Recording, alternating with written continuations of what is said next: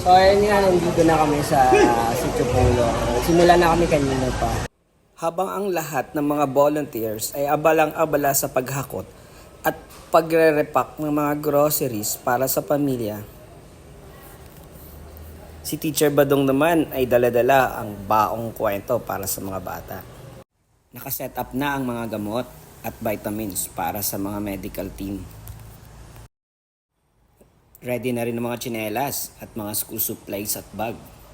Si Kuya Ken naman ay ready na para maggupit.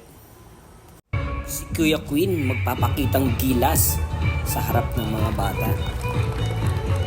Habang ang mga volunteers natin sa kusina ay busy. At ayun na, ready na magpakain.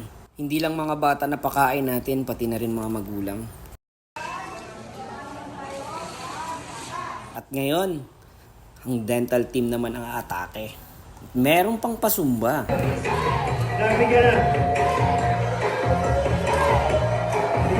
Mamimigay na tayo ng tsinelas, school supplies, at bag. Bago tayo lumipat sa isang community pa, mamimigay muna tayo ng groceries para dun sa mga pamilya